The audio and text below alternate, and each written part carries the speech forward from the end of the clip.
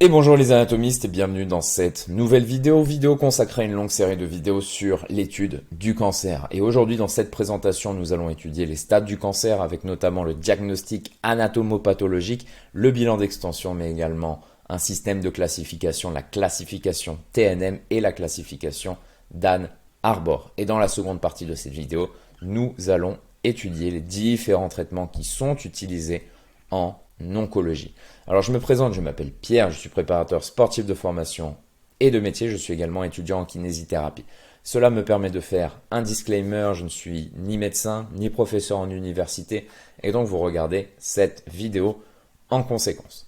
Donc pour déterminer les stades du cancer, la première chose que les médecins vont faire, c'est un diagnostic et notamment un diagnostic anatomopathologique. Donc c'est une partie de la pathologie qui est consacré à l'étude morphologique des anomalies macroscopiques, mais également microscopiques, des tissus biologiques et des cellules pathologiques prélevées.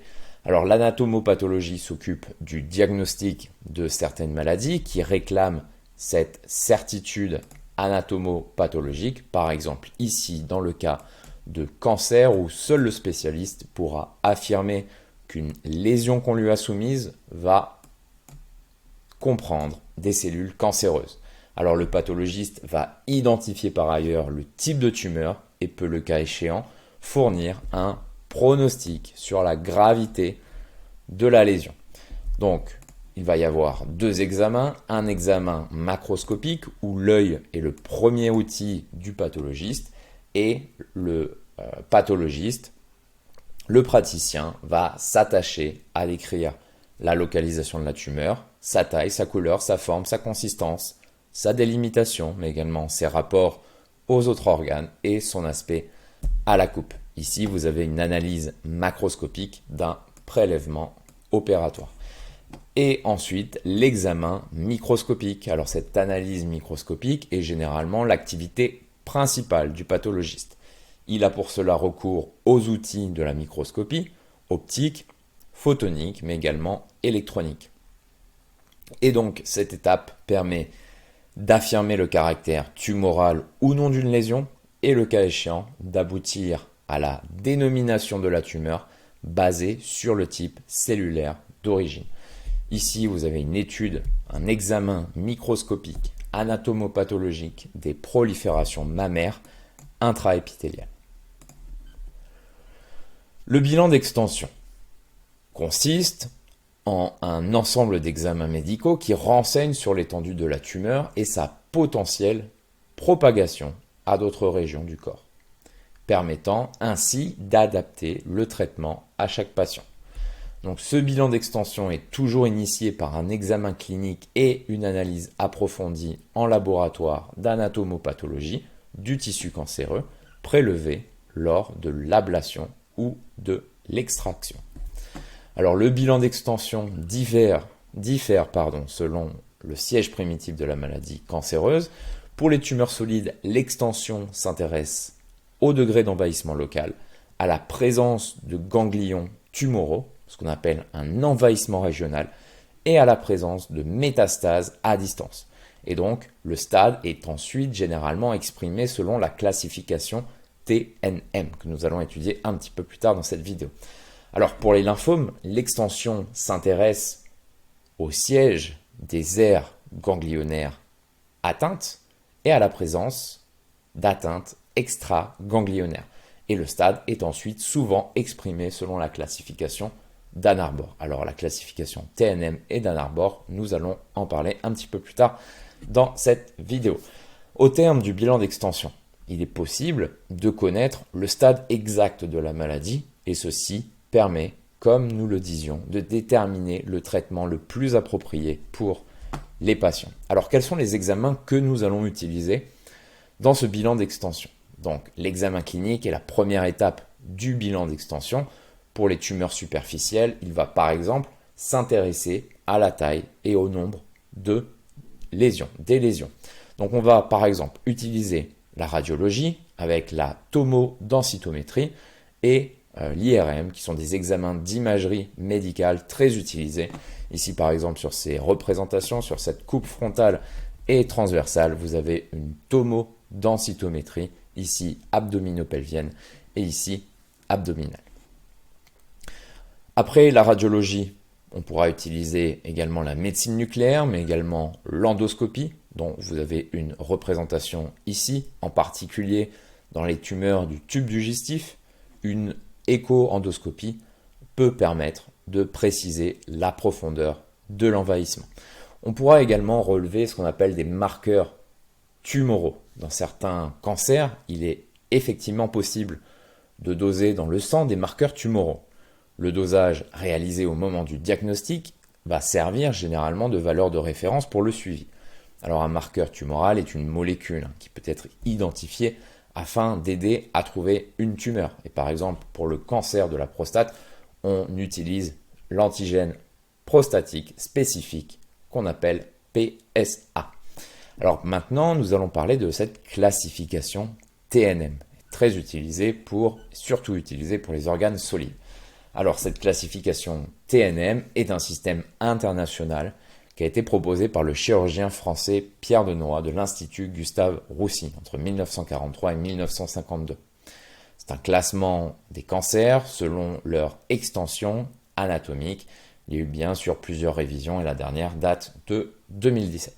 Alors les trois lettres TNM vont symboliser la propagation de la maladie cancéreuse sur le site de la tumeur primitive par la lettre T, dans les ganglions lymphatiques voisins par la lettre N, N pour node en anglais, et à distance pour d'éventuelles métastases avec la lettre M. Et donc à chaque lettre est affecté un coefficient, comme vous pouvez le voir ici sur ce tableau.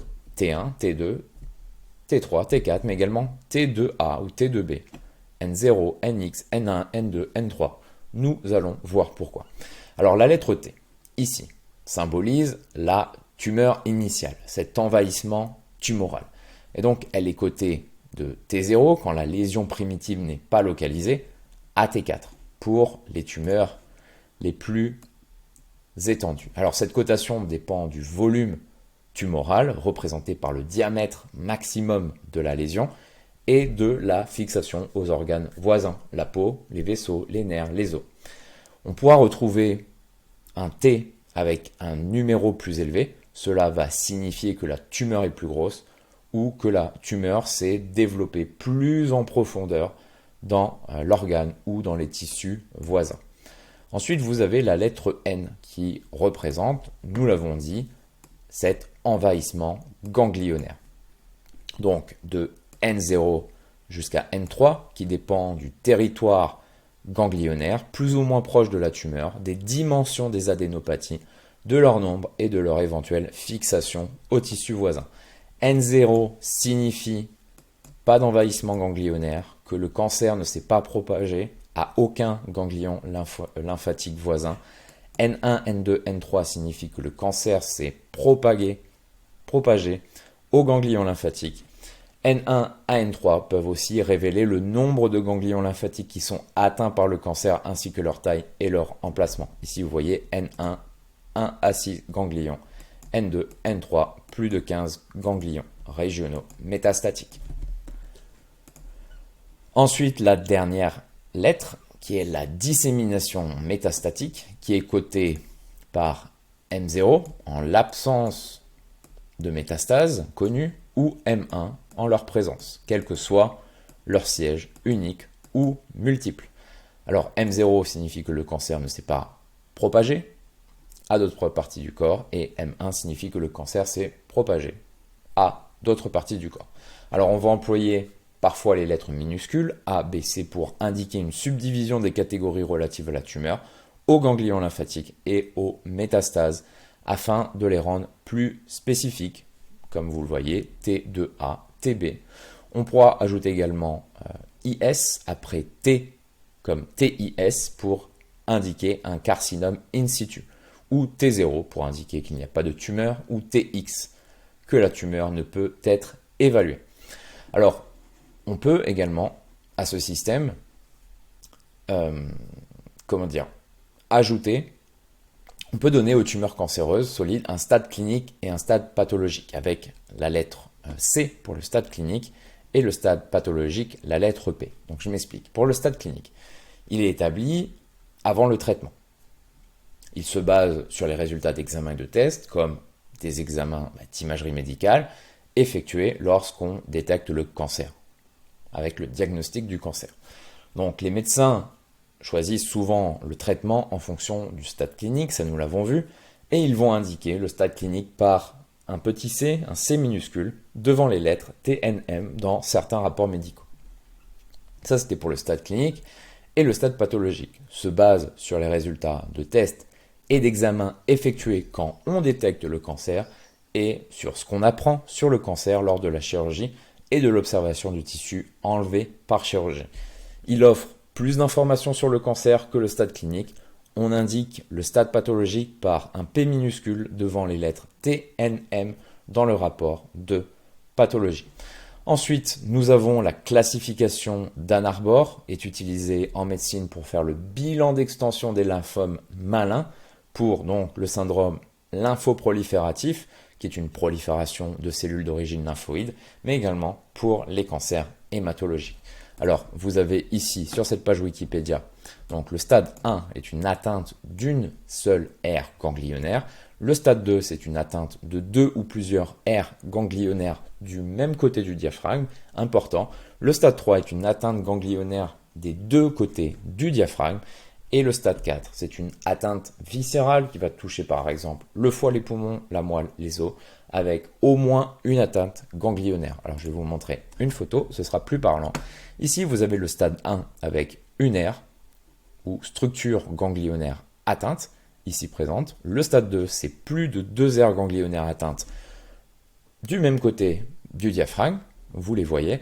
Le stade 3, c'est plus d'une aire ganglionnaire envahie, mais de chaque côté du diaphragme. Et le stade 4, c'est un envahissement de type viscéral.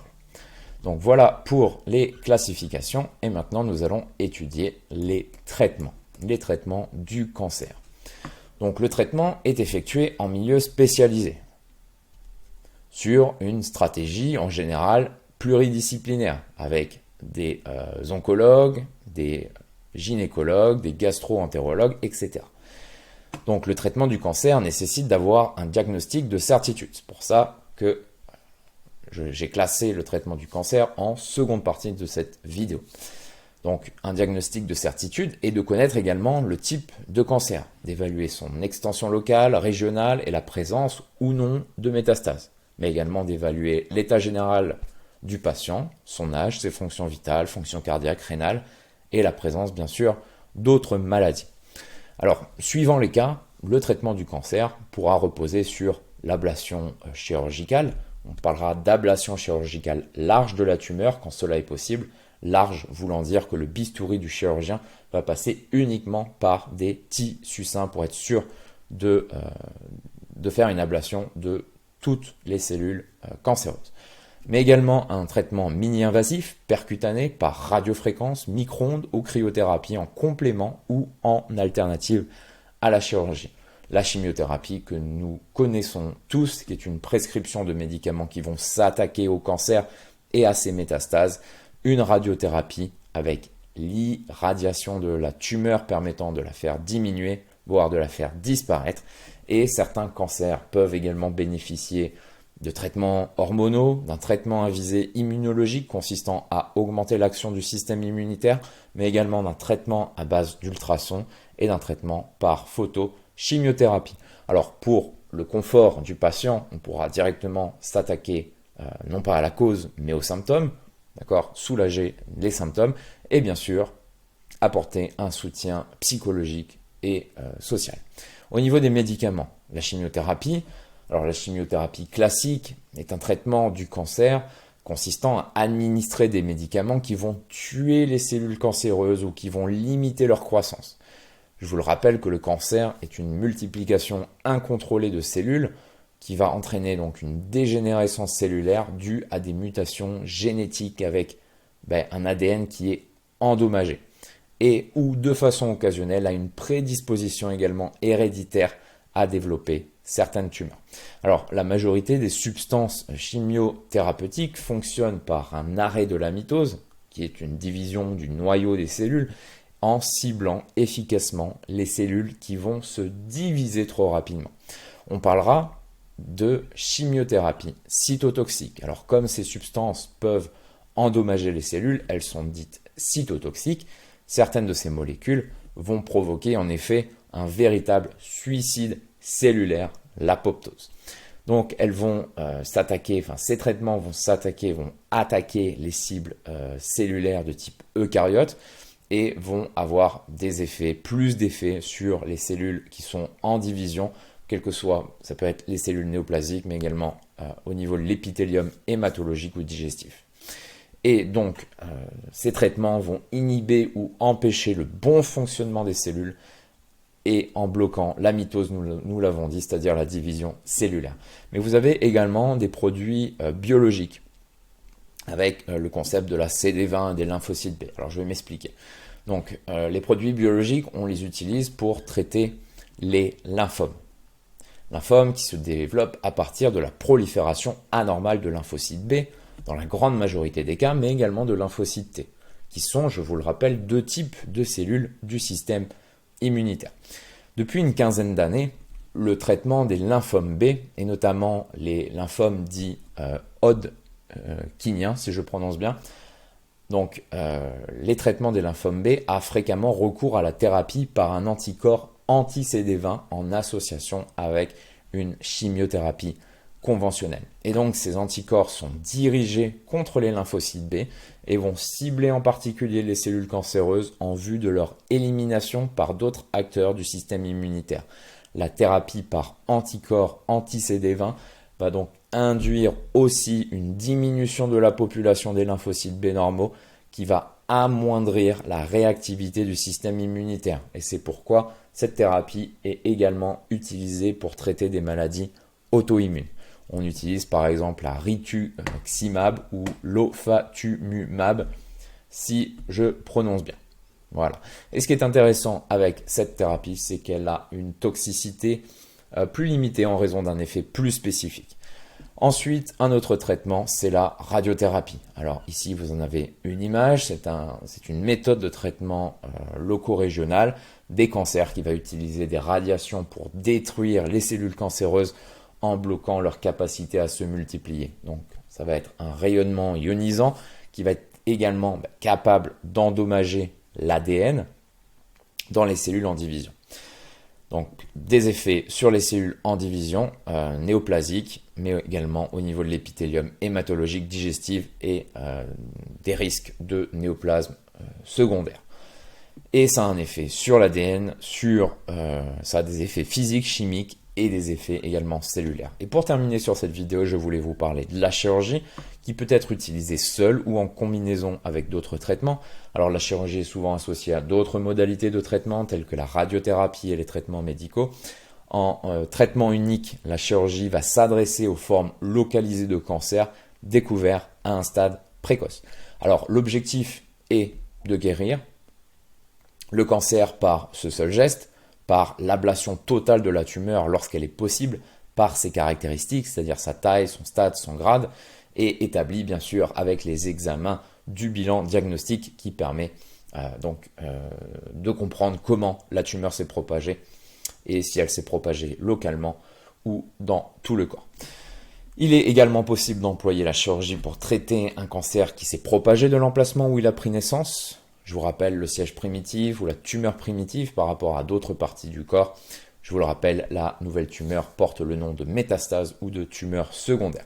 Alors, lorsqu'une chirurgie vise à enlever un cancer, le chirurgien va retirer aussi une petite quantité du tissu normal tout autour du cancer, ce qu'on appelle une marge chirurgicale large, et cela permet aussi de s'assurer qu'il n'y a pas de cellules cancéreuses qui restent. Si les cellules cancéreuses ne peuvent pas être complètement enlevées, le cancer, bien sûr, pourrait réapparaître.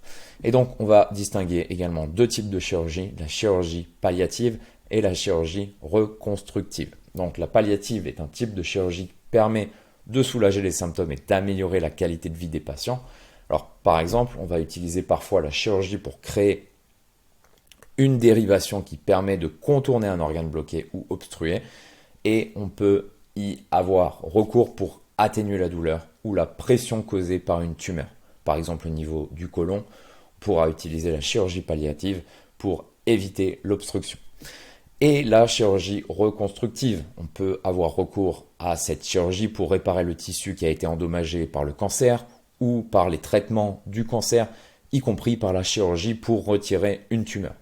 Et donc on peut la pratiquer pour aider à ce qu'une partie du corps fonctionne ou paraisse comme avant le cancer ou les traitements du cancer.